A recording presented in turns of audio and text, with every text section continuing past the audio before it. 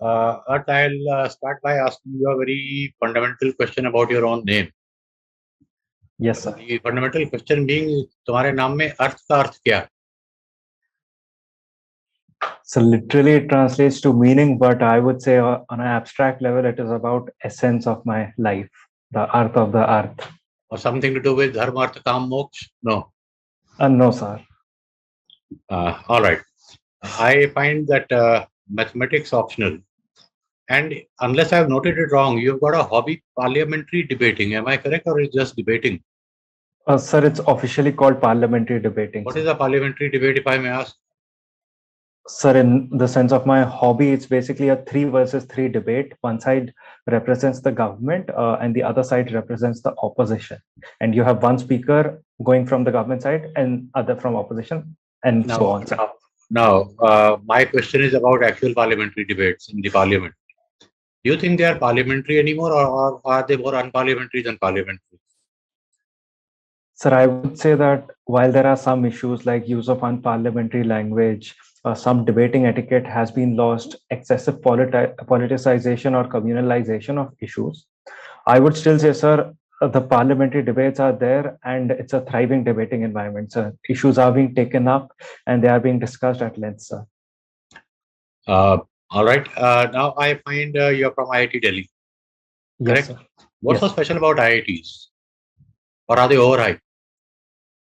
Sir, I would say it's a combination of a very good academic environment because of good faculty, good quality labs and classrooms, as well as extremely competitive atmosphere.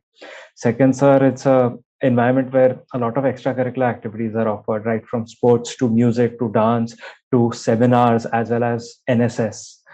Third, I would say, sir, a very vibrant and energetic hostel life, sir. Fourth, I would say that IITs also offer international exposure. For example, we have frequent exchange programs, sir. So a combination of these, I think, makes the quality of teaching extremely good as well as the overall environment attractive, sir. Would you broadly say that people who pass out of IITs are broadly successful in the more material terms, in terms of a career and money, etc.? Or do you think that that is something that has been sort of thrown around to convince people that IITs are a great thing? Sir, I may not have any empirical data to back it, but I do feel that they are more successful given the names that we often hear, especially since a lot of, at least until 10, 15 years back, a lot of students would go abroad and they would settle and they would be getting extremely good packages. So in that sense, they would be successful. Even right now, here, a lot of students get admission into IIMs or they get into civil services. So I think based on different parameters, I would say yes, sir. You talked about the IIMs, which leads me to a question. IIMs are about management, correct? Yes, sir. And yet the degree awarded is the diploma awarded is Masters in Business Administration. So is it administration or is it management that they're doing? Sir, about IIM, I have a very brief idea that it goes back to their history, I think. No, I'm just wanting to distinguish between management and administration. Sir, the distinction between management and administration in the context of IIMs? Or in the general context, any context? Sir, I think what they're teaching is management. I'm not sure why they're awarding a degree in administration. What's the difference?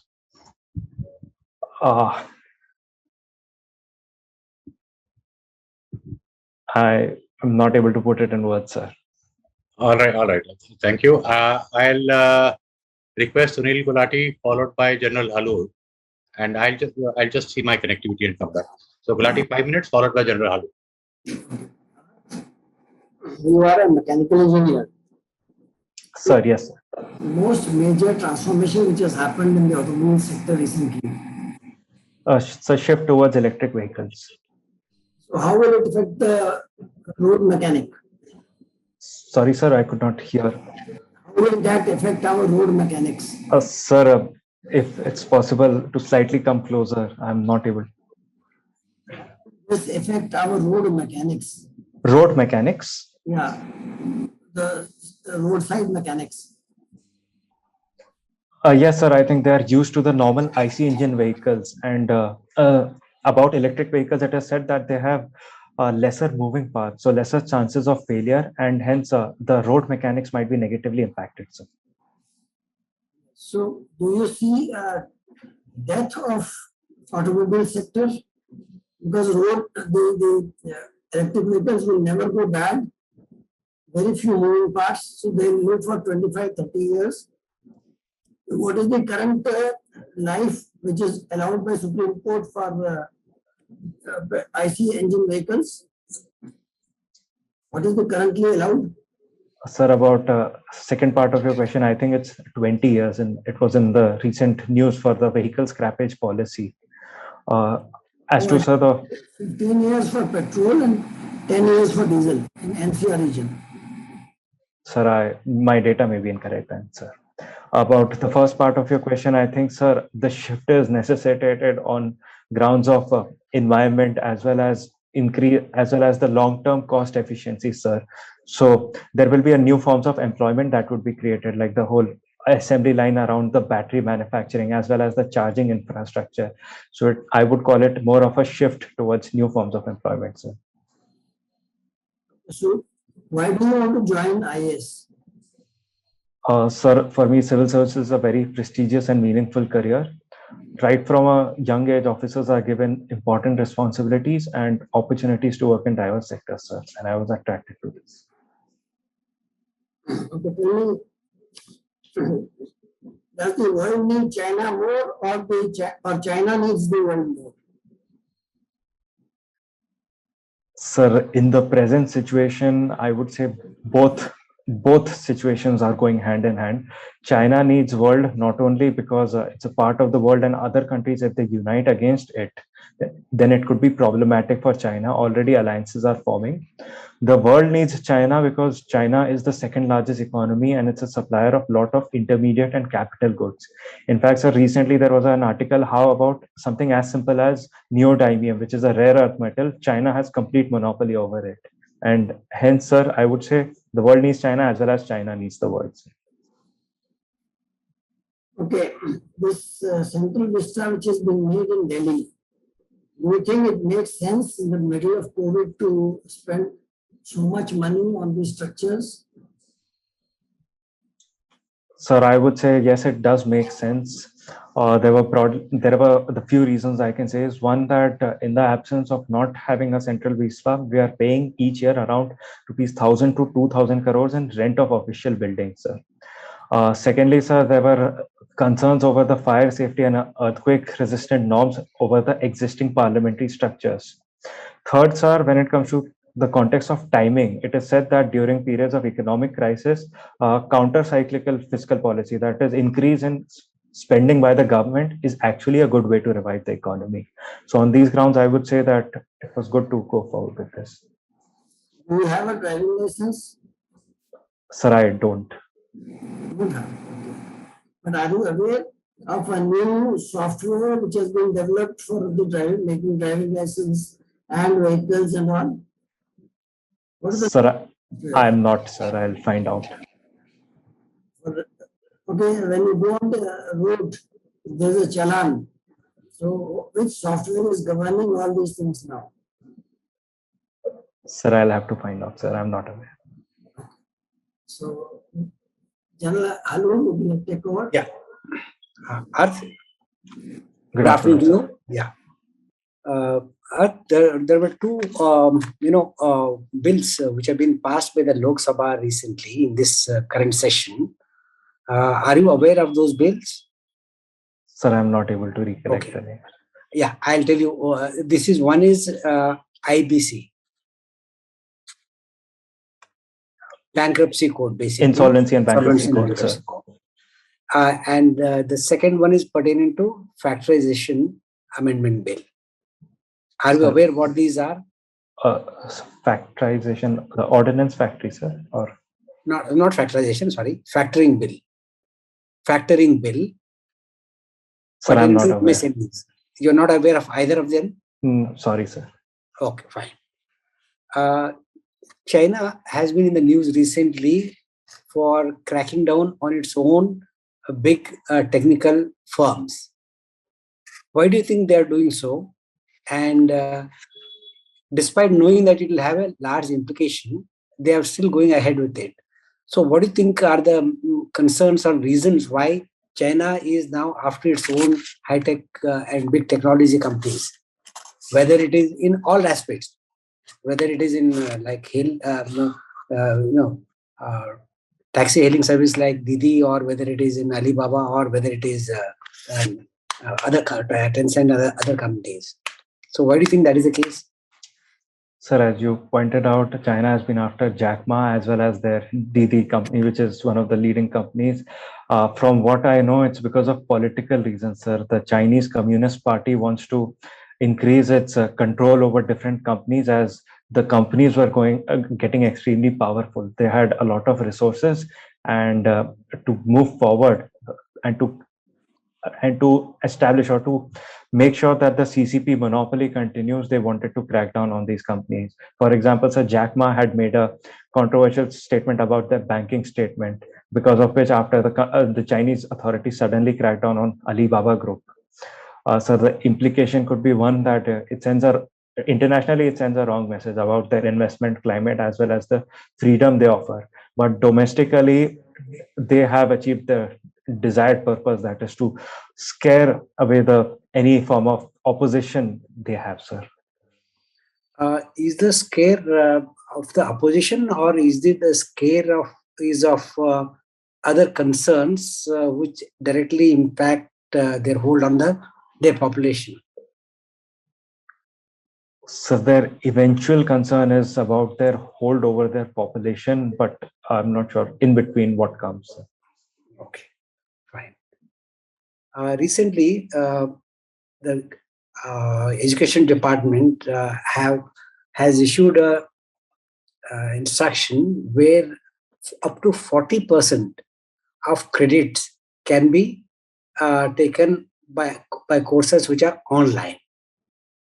Are you aware of it?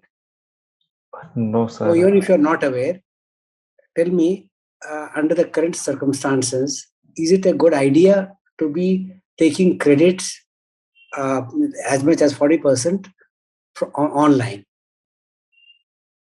Sir, I would say this is the idea of blended learning, where certain portion of the course can be done online and the other offline. It has its benefits, that it offers flexibility as well as it offers more convenience to the students, sir. So all in all, it makes it easier not just for the professors but also for the students, sir. Oh, now, yes, of course. In the COVID times, it is certainly it is going to be helpful.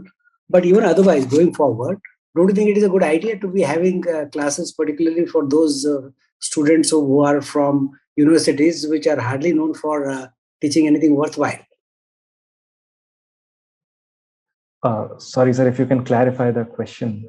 No, I said, considering the disparity and the vast differences between the quality of teaching amongst various universities, those which are, which have a poor track record of teaching and learning, for such students, wouldn't it be a good idea if they can take credits online and get best of the education and the faculty giving them courses online?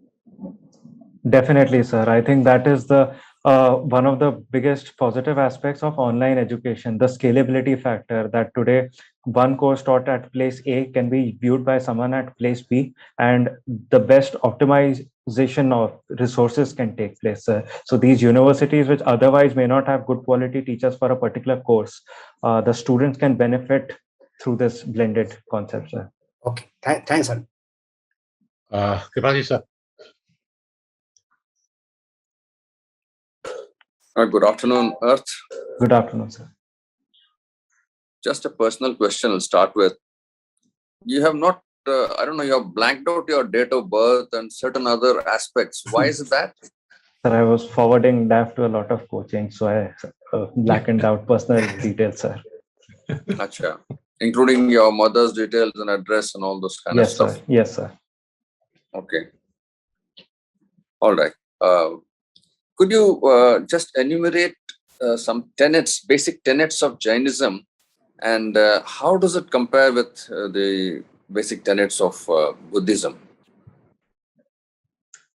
Sir, to answering the first part of your question, I think Jainism has certain principles it has outlined four different principles like Asteya, which is about not stealing, Parigraha, which is about living a minimalistic lifestyle, then Sir Ahimsa, which is about non-violence, and Satya, which is about being truthful. They also have the fifth concept, which is Brahmacharya or celibacy. Then, sir, about the basic ideology is focused on an extreme approach towards non-violence. Second part of your question, sir, when I compare Jainism and Buddhism, the first aspect is Jainism is centered around 24 Tirthankars, while Buddhism is centered around one Buddha and certain Bodhisattvas. When it comes to ideology, Buddhism adopts a middle path towards most things, but Jainism adopts an extreme approach. Like you cannot go on water because it may kill more organisms than going on land. You cannot practice agriculture because it may involve killing of plants and animals. So that is this. Other differences, other smaller differences can be about the literature. One is the Tripitaka in Buddhism versus the Agmas in Jainism, sir. Okay, good. You must have heard about the controversy relating to Twitter these days. Sir, about the social media rules, yes, sir. Yeah. What was the controversy relating to Twitter, and why was it opposed to certain things? And then what was the government stand? And do you think the government stand was correct or the Twitter stand was correct? So first part, the controversy was around the new rules. Under Section 69, they had allowed tracking the first originator of information as well as to take down information. Secondly, they had to appoint 3 resident officers, and Twitter was apprehensive of this. The concern was that it may be used to silence different social media companies, sir. Secondly, sir, the government stand as well. Well, they did appoint some grievance officer and all that. Eventually, yes, sir. Eventually, when government made it clear that they would lose the safe harbor provisions under Section 79, so Twitter agreed to appointing of the 3 resident officers, sir. Sir, second part, I think the government stand has been that these rules are not to silence any dissent. These rules are not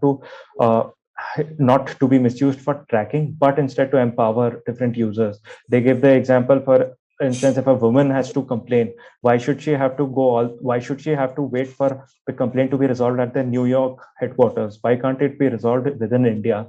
Secondly, if for example, an information can disturb public peace, then the government has all the right to order its immediate takedown in public interest, sir. So finally, coming to the fourth part, my opinion would be, sir, these rules are genuinely empowering, and sir, the possibility of misuse does exist in any law, but that is not why we do not go forward with the law. All in all, sir, they are seeking to empower the everyday users. You think that they're empowering the everyday users? This is what the Twitter says. This is what the Twitter argues. Twitter argues that it may be used for silencing dissent, but then, sir, the argument has always been that these big tech companies, they have grown extremely powerful without any accountability. What I mean is that today anyone can post anything on Twitter, and Twitter can wash their hands away from it, saying that, look, we are just an intermediary. We do not have anything to do with it.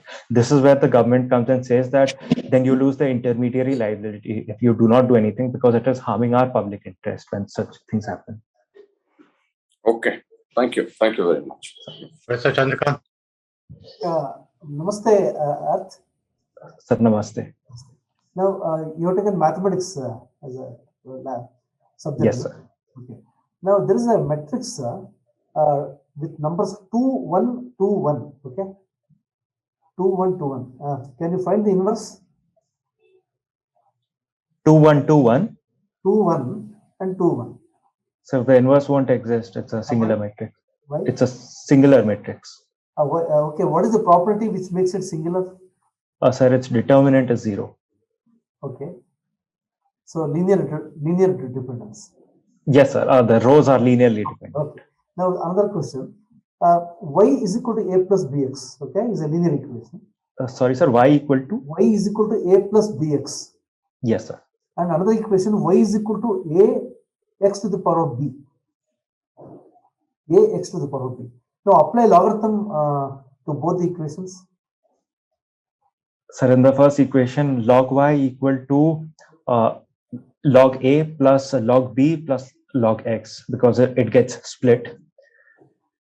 No, I have done it incorrectly, sir. In the first equation, y equal to a plus bx, it will be log y equal to log of a plus bx. It can't be split. And in the second equation, y equal to ax raised to b, it would be log y equal to log a plus b dot log x. B log x. Okay. So you're sure about this, right? If I have done it correctly, sir. Okay. I hope so. Now, okay, why logarithmic transformation is called linear transformation? Is it linear transformation, first of all? And why it is called linear transformation, if it is linear transformation? Sir, which equation? The second one? See, logarithmic transformation is called, say, for example, if the number is 100, the logarithm is 2. If it is 10, it is 1. If it is 1, it is 0, right? To the base 10. So what is linear limit? Sir, if I understand correctly, the linear transformation is based on the idea that f of ax1 plus a1 x1 plus a2 x2 would be a1 times f of x1 plus a2 times f of x2. Okay. And this property, since it holds. Okay. Okay. Now, who is this Rajiv Pratap Rudy? Sir, he's a politician. Then any other achievement of his? I'm unable to recollect immediately, sir. Okay. Now, another last question. We have y is equal to e to the power of x. You take nth differentiation. What is the answer you get? Any number of differentiations you do. It will be the same, sir. Okay. Supposing you do integration any number of times, what is the answer you are getting? Sir, depending if we take constant of integration, then we'll get e to the power x plus a lot of terms. Otherwise, if I take c1, c2, cn equal to 0, then e to the power x only. Okay, thank you. Oh, last one, sorry. What is Jai Jinendra? Sir, it's the greeting used by Jains for it means that hail to the Almighty. Thank you. Arth will give you a very quick feedback, starting with General Halur.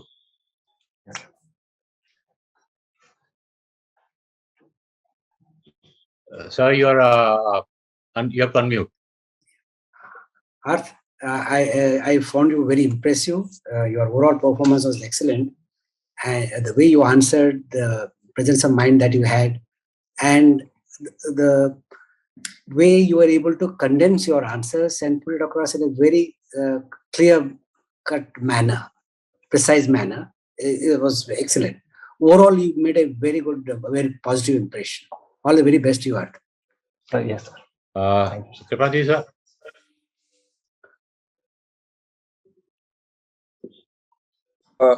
Arth, as far as I'm concerned, excellent interview.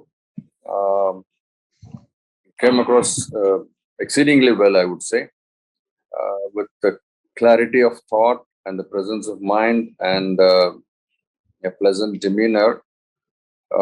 Very cool, calm, collected. I really appreciate that, and I hope you will be able to make it this time. And you need to, of course, brush up on many of the many questions are not asked about the current affairs, politics, and international affairs and all that. You need to sort of brush up on all those things. Yes, sir. I'm sure. And you answered the subject questions very well on mathematics and all that. And I hope Chandrakant sir will tell you what whether they were right or wrong. But then the confidence with which you answered seemed that maybe I think you knew the answers. You may have done it well. So good. I mean that kind of an approach was good. I appreciate that. Sir, thank you. Anyway, be sure of the answers though. All the very best. Sunil Gulati. One thing is that you smile more and try to take the conversation your way. So that's where I think once you get a lead, so if you don't take it your way, then you go their way. Yes, sir. Wait for it. And in the Olympic context, prepare for chess as your hobby. You must be ready for that. And since you mentioned transport commissioners, so you should know a lot more about I will take a briefing from my father only, sir. Now, yes, sir. about all the things which have happened. A lot has happened in that sector, so you should be absolutely aware about it. Okay. Yes, sir. Do well. Professor Chandrakant, Yeah, it was excellent. I should say, just two points. Rajiv Pratap Rudy is a member of parliament and also a pilot. He's a pilot, okay? And perhaps you forgot that you cannot apply logarithms for a linear function. Logarithm be applied only for multiplicative. Yes, sir. So you applied mechanically. So please be very careful. It was just to trap you, okay? So, but otherwise, it was outstanding. God bless you. Thank you, sir. Arth, one of the very good interviews that I have come across, and believe me, I have come across plenty of actual interviews and plenty of mock interviews, but this was one of the really good ones. You're very calm, very collected. In fact, what Kripati sir was saying, exactly word by word, I've jotted down without hearing him. I mean, Sir. that's how closely sort of we are together in thinking what we think. I also liked, when you didn't know an answer, you said no. That's a great thing instead of beating about the bush and, trying to, sort of slime your way out. I think if you continue exactly what you did today, I think if you have done reasonably even in the mains, you're surely through. I mean, I see no reason why you should not. All the best. And God Now, bless. one second, sir, if you don't mind. Can I just Please. intervene? Sure. You have mentioned about chess. There are a lot of good things about chess that you have mentioned in your CV. I think there may be some questions about the match I of have the prepared century one and things module like on that. chess, sir. Yeah, Yes, sir. good. Yes. That's All the best. Okay, thank you, You sir. can log out, please. Yes, sir.